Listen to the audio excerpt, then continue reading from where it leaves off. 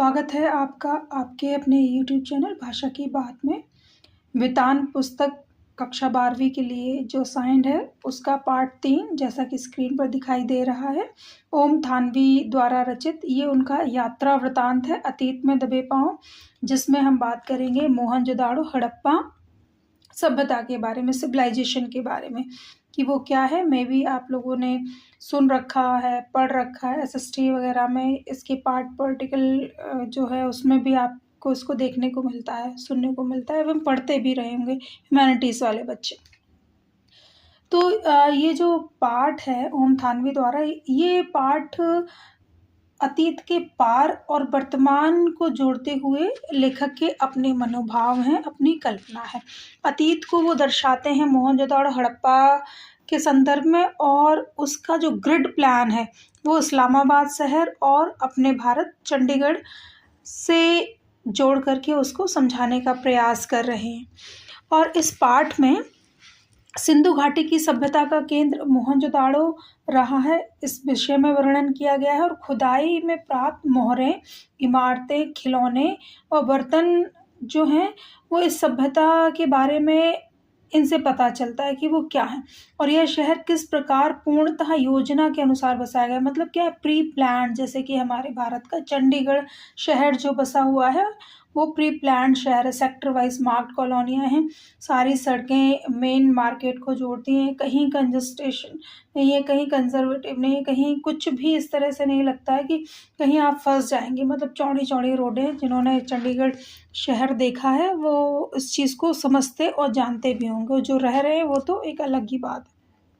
तो कह रहे मोहनजोदाड़ो में सबसे ऊंचे चबूतरे पर बड़ा बौद्ध स्तूप है, जैसा कि इस पाठ में वर्णित है, और करीब 25 फीट की ऊंचे चबूतरे पर 26 सदी पहले बनी ईंटों के दम पर स्तूप को आकार दिया गया और वर्ष 1922 में बौद्ध स्तूप के आसपास की गई खुदाई में यहाँ ईसा पूर्व के निशान पाए गए हैं। और इस सभ्यता की सबसे सुंदर व्यवस्था यह थी कि यह जो सभ्यता है वह समाज को विकसित करने के लिए कार्य करती थी, और यह सभ्यता सबसे सुंदर थी और पूर्णतः विकसित होने के कारण आज भी हम इस सभ्यता का उदाहरण देते हैं। क्यों? क्योंकि लेखक ने लिखा है इसमें कि वहाँ जो सभ्यता थी वो समाज पोषित थी, धर्म पोषित नहीं थी या राज पोषित बिल्कुल भी नहीं थी। मतलब वहाँ पे जो भी साक्ष्य मिले हैं वो ऐसा लगता है कि सोसाइटी के डेवलपमेंट के लिए ये सभ्यता का निर्माण हुआ था, क्योंकि एक भी वेपन नहीं मिले, हथियार नहीं मिले। इसलिए लेखक ने यहाँ बताया कि ये राज पोषित नहीं थी, क्योंकि जब भी राजा का शासन होता है तो वो अपने पास सेनाएं रखता है, सेनाएं होंगी तो वेपन्स भी होंगे, हथियार होंगे। तो इस तरह के एक भी हथियार नहीं मिले, बहुत सारी चीज़ें मिली पर हथियार नहीं मिले इस सभ्यता में। आगे बढ़ते हैं। तो यहाँ पर पकी ईंटों का एक कुंड है जिसमें पानी की निकासी की उचित व्यवस्था की गई है, ऐसा दिखाया गया है। और सामुदायिक केंद्र किसे कहते हैं? कम्युनिटी सेंटर, कम्युनिटी हॉल जैसा एक बड़ा विशाल भवन है, इसके दक्षिण में स्थित है, जो 20 खंभों पर आधारित है। क्योंकि टूटे फूटे खंडहर मिले ना, उसके आधार पर लेखक ने ये अनुमान लगाया, ये कल्पना की है। विद्वानों का मानना है कि इस नगर के लोग मूलतः खेतीहर और पशुपालक ही थे। लोहा प्रारंभ में नहीं था, परंतु पत्थर और तांबे की बहुतायत थी। और कौन सी सभ्यता है? जैसा कि स्क्रीन पे भी दिखाई दे रहा है, ये ताम्र सभ्यता है। मतलब कि तांबा बहुतायत में यहाँ पे प्रयोग में मिला, जैसे कॉइन्स, सिक्के तांबे के मिले, बर्तन इत्यादि तांबे के मिले हैं, बहुत सारी चीज़ें तांबे की मिली। इसके बाद और क्या लेखक को यहाँ मिला? अपनी यात्रा के दौरान उन्होंने देखा कि यहाँ अनेक प्रकार की फसलें जैसे गेहूँ, जौ, सरसों, चना, कपास, खजूर, खरबूजा और अंगूर आदि का उत्पादन किया जाता था, क्योंकि इसके साक्ष्य मिले हैं, इनके बीज मिले। बैलगाड़ियों का प्रयोग ढुलाई के लिए होता था।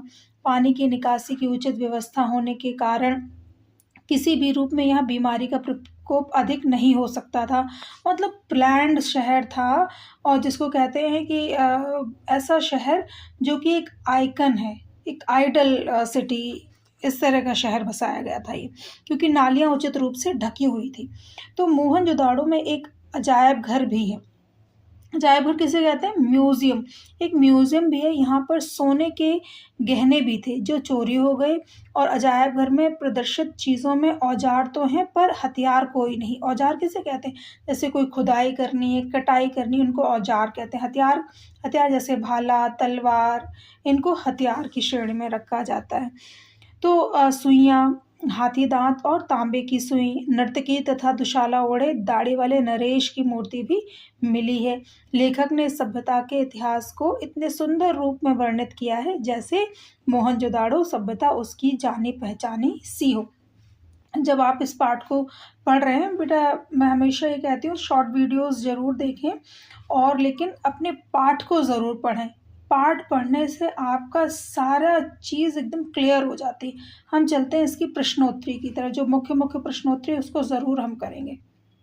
जैसे सिंधु सभ्यता साधन संपन्न थी पर उसमें भव्यता का आडंबर नहीं था, कैसे?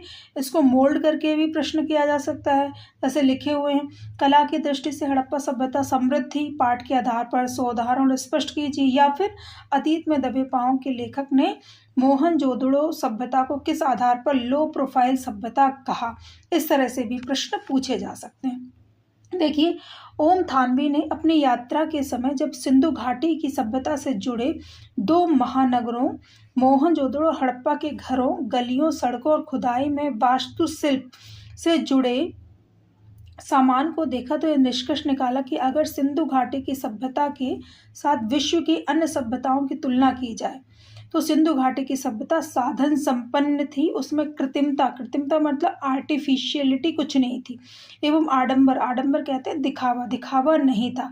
और इस निष्कर्ष स्वरूप उन्होंने कुछ उदाहरण यहाँ पे प्रस्तुत किए। कौन से उदाहरण जो है दर्शाना चाहता है लेखक? कहते हैं जब मोहनजोदाड़ो स्थित एक छोटा सा संग्रहालय वो देखने गए जो मोहनजोदाड़ो में ही है, तो वहाँ उन्होंने एक अलग बात अनुभव की। इस संग्रहालय में औजार तो हैं परंतु हथियार कोई नहीं मिला। और अगर सिंधु से लेकर हरियाणा तक खुदाई में मिले अवशेषों पर गौर किया जाए, अवशेष मतलब क्या होता है? जो टूटे फूटे जो चीज़ें मिली हैं, टूटे फूटे खंडर जो मिले, तो गौर किया जाए तो हथियार कहीं भी नहीं है। जिस प्रकार कोई राजा के पास हथियार की एक बड़ी खेप होती है परंतु यहाँ हथियार नाम की चीज़ नहीं है। पुरातात्विक विद्वानों के लिए यह बड़ा प्रश्न है कि सिंधु सभ्यता में शासन और सामाजिक प्रबंध के तौर तरीके क्या रहे होंगे। यहाँ की सभ्यता में अनुशासन तो है, मतलब डिसिप्लिन तो है, परंतु किसी सत्ता के बल के द्वारा नहीं। सत्ता मतलब डर से नहीं है, लोग अपने आप डिसिप्लिन्ड है। और अनुशासन तभी कामयाब होता है जब जो व्यक्ति है, व्यक्ति के अंदर से अनुशासन निकले, डिसिप्लिन व्यक्ति के अंदर से निकले। तो सत्ता के बल के द्वारा नहीं, यह अनुशासन वहाँ की नगर योजना, वास्तुकला, मोहरों, ठप्पों, जल व्यवस्था, साफ सफाई और सामाजिक व्यवस्था आदि की एक रूपता में देखी जा सकती है। दूसरी सभ्यताओं में प्रशासन राजतंत्र और धर्मतंत्र द्वारा संचालित है। वहाँ बड़े बड़े सुंदर महल, पूजा स्थल, भव्य मूर्तियाँ, पिरामिड और मंदिर मिले हैं। राजाओं और धर्माचार्यों की समाधियां भी दूसरी सभ्यताओं में भरपूर मात्रा में मौजूद हैं। सिंधु घाटी सभ्यता की खुदाई में छोटी छोटी नावें मिली हैं जबकि मिस्र की सभ्यता में बड़ी नावों का प्रचलन था। सांस्कृतिक धरातल पर यह तथ्य सामने आता है कि सिंधु घाटी की सभ्यता दूसरी सभ्यताओं से अलग एवं स्वाभाविक साधारण जीवन शैली पर आधारित थी। सिंधु सभ्यता के सामाजिक, धार्मिक एवं सांस्कृतिक जीवन में किसी प्रकार की कृत्रिमता मतलब आर्टिफिशियलिटी की जरूरत ही नहीं थी, आडंबर दिखाई नहीं पड़ता, जबकि अन्य सभ्यताओं में राजतंत्र और धर्मतंत्र की ताकत को दिखाते अनेक प्रमाण मौजूद हैं। इस प्रकार यह स्पष्ट है कि सिंधु सभ्यता साधन संपन्न थी परंतु उसमें भव्यता का आडंबर नहीं था, इसलिए इसे लो प्रोफाइल सभ्यता भी कहा जा सकता है। मैं भी आपको इस प्रश्न का उत्तर समझ में आ गया होगा। लो प्रोफाइल किस आधार पर कहा गया? क्योंकि ये साधारण जीवन शैली पर आधारित थी। इसमें किसी राजा की भव्यता, किसी धर्म की भव्यता का आडंबर देखने को नहीं मिलता। जैसे कि मिस्र की अगर आप सभ्यता देखेंगे, जो वहाँ पे जब खुदाई की गई तो जो कंकाल मिले हैं उस ममीज़ के साथ क्या मिला? बहुत सारा सोना, जेवर, चांदी और मतलब बहुत सारे आइटम्स वहाँ पे मिले। पर यहाँ पे ऐसा कुछ नहीं मिला मोहनजोदाड़ो सभ्यता या सिंधु सभ्यता में। चलते हैं अगले प्रश्न की तरफ। अगला प्रश्न क्या कहता है कि जो सिंधु सभ्यता है वो किस प्रकार की, सिंधु सभ्यता की खूबी तथा उसके सौंदर्य बोध है वो राजपोषित या धर्म पोषित ना होकर समाज पोषित था, ऐसा क्यों कहा गया?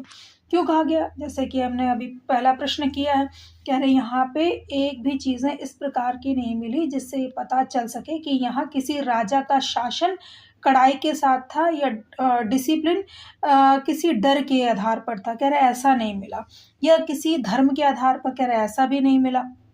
कह रहे सिंधु सभ्यता की सामाजिक, आर्थिक, धार्मिक एवं सांस्कृतिक परिस्थितियां और प्रवृत्तियां मानव पर आधारित है। सिंधु सभ्यता मानव निर्मित और मानव आधारित है। सिंधु घाटी की खुदाई से मिले अवशेषों और खंडहरों को देखकर यह अनुमान सहज ही लगाया जा सकता है कि सिंधु सभ्यता के लोग साधारण जीवन जीने वाले और अनुशासन प्रिय थे। सिंधु सभ्यता का मुख्य व्यवसाय पशुपालन एवं कृषि माना जाता है।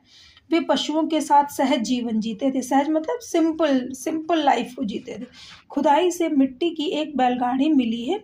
बैलगाड़ी किसी भी समाज की सांस्कृतिक धरोहर हो सकती है जिसमें भव्यता और आडंबर कहीं भी दिखाई देता है। सिंधु सभ्यता के घरों के खंडहरों को देखकर अनुमान लगाया जा सकता है ये आकार में छोटे और साधारण परिवेश से मेल खाते हैं। 2 मंजिला इमारतों की भी कल्पना की गई, परंतु बहुमंजिला महल और भव्य इमारतें भी होंगी ऐसा अनुमान नहीं लगाया जा सकता। बर्तनों और मृद भांडों को देखकर भी यही कहा जा सकता है कि सिंधु सभ्यता में खान पान में साधारण बर्तनों का प्रयोग किया जाता था। सिंधु सभ्यता में औजारों का प्रयोग तो बहुत मिलता है, परंतु हथियार भी प्रयोग में होते होंगे इसका कोई प्रमाण नहीं मिला। ठीक है, वे लोग अनुशासन प्रिय थे, परंतु यह अनुशासन किसी ताकत या बल के द्वारा कायम नहीं किया गया था, बल्कि लोग अपने मन और कर्म से ही अनुशासन प्रिय थे।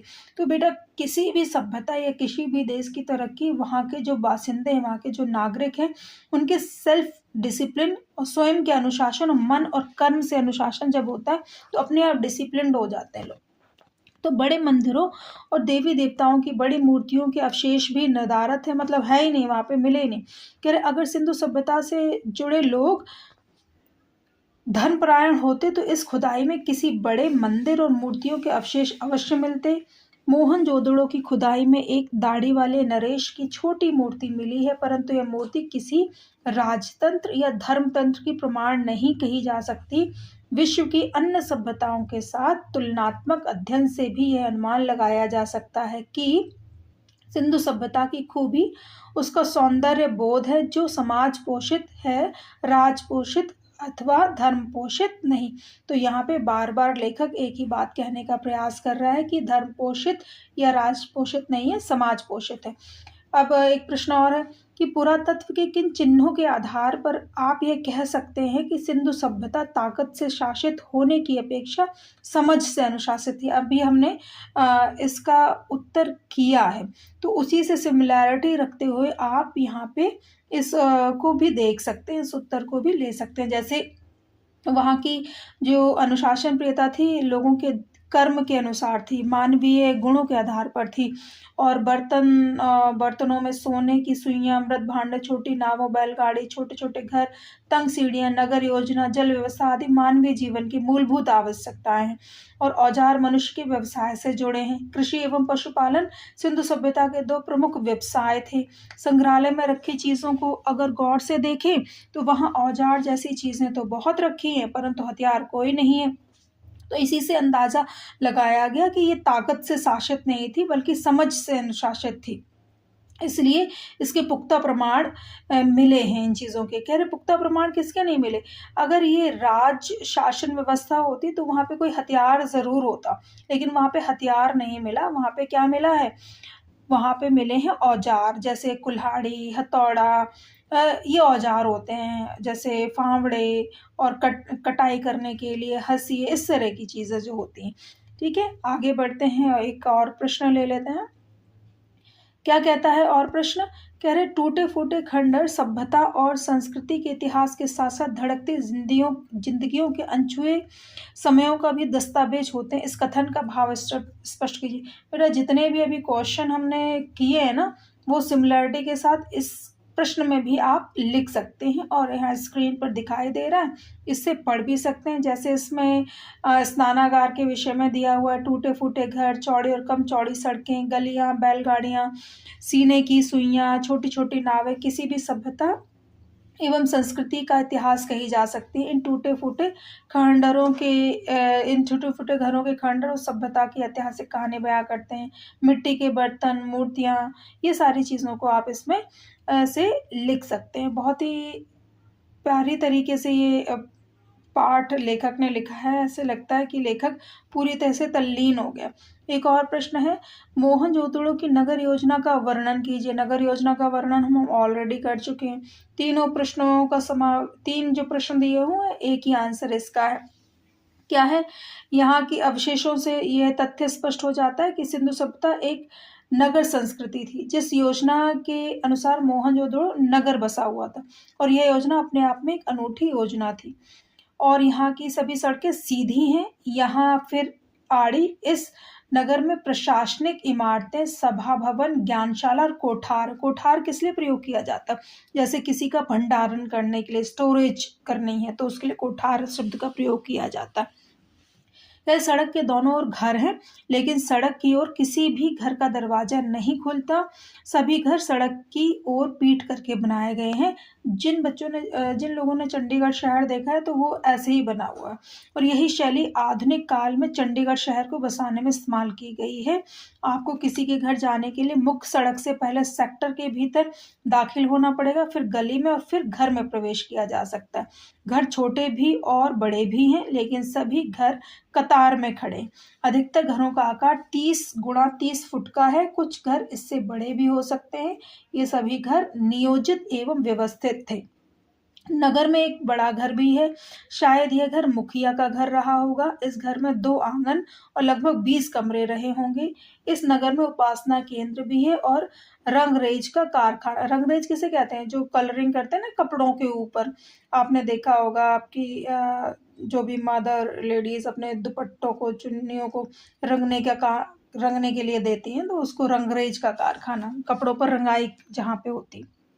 2 मंजिला घरों की संख्या भी काफ़ी है। यह भी अनुमान लगाया जा सकता है कि भूमि तल के मकानों में मजदूर आदि रहते थे और प्रथम तल पर मकान मालिक रहा करते थे। कुछ बड़े घरों में छोटे कमरे भी हैं। इसका अर्थ यह हो सकता है कि शहर की जनसंख्या काफ़ी रही होगी। इस पर एक मूवी भी बनी हुई है, जो ऋतिक रोशन उसमें दिखाई दे रहे हैं, तो उससे भी आप अंदाज़ा लगा सकते हैं, देख सकते हैं। लेकिन सबसे बेहतरीन है कि आप पाठ को ज़रूर पढ़ें और शॉर्ट वीडियोस से गो थ्रू कर लिया करें बस। दुनिया के सबसे पुराने शहरों में 2 भारतीय नगरों के नामों को लेकर उनकी प्रमुख विशेषताएं लिखी। कौन से हैं 2 भारतीय नगर? मोहनजोदाड़ो और हड़प्पा भारत के वे प्राचीन शहर हैं जो दुनिया के सबसे पुराने शहरों में प्रमुख स्थान रखते हैं, और ये दोनों सिंधु घाटी के परिपक्व दौर के शहर। परिपक्व मतलब वेल डेवलप्ड शहर। तो मोहनजोदाड़ो ताम्र युग के शहरों में सबसे बड़ा है। इसकी खुदाई से बड़ी संख्या में इमारतें, सड़कें, धातु पत्थर की मूर्तियां, मोहरे, खिलौने, चाक पर बने चित्रित भांडे, साजो सामान आदि मिले। भांडे मतलब बर्तन आदि मिले। इसी के साथ अतीत में दबे पांव के आधार पर स्पष्ट करें कि ध्वस्त खंडर अपने समय की सभ्यता संस्कृति के जीवंत दस्तावेज होते हैं। जीवंत दस्तावेज किस आधार पर कह सकते हैं? जीवंत दस्तावेज हम उस आधार पर कह सकते हैं जब चीज़ें मिलती हैं ना, तो उनके आधार पर हम अंदाज़ा लगाते हैं। जैसे कि लेखक ने अतीत में दबे पांव टाइटल इसका रखा कि अतीत में जो भी चीज़ें मिलती हैं, जो भी चीज़ें दब गई, जैसे अनाज मिला, सुइयाँ मिली, बर्तन मिले, उनसे अंदाज़ा लगाया जा सकता है कि आखिर वहाँ की सभ्यता रही कैसी होगी। तभी कहते हैं ना कि किस तरह से वहाँ ग्रिड प्लान शैली इतने पुराने टाइम की, हाँ 5000 सालों पहले की जो कहानियाँ हैं, कह रही तब सिंधु सभ्यता का वर्णन आता है, और किस प्रकार से वो ऐसे लगता है कि आज की टेक्नोलॉजी के साथ एडवांस रूप में चल रही है। तो उसका यहाँ पे वर्णन आप कर सकते हैं। और बहुत अच्छे से करने के लिए ये पुराना पार्ट और नए जो पार्ट है उसको आप लिख सकते हैं। बहुत ही बेहतरीन तरीके से आप इस प्रश्न का उत्तर भी कर सकते हैं। Thank you for watching video. Thank you so much बच्चों।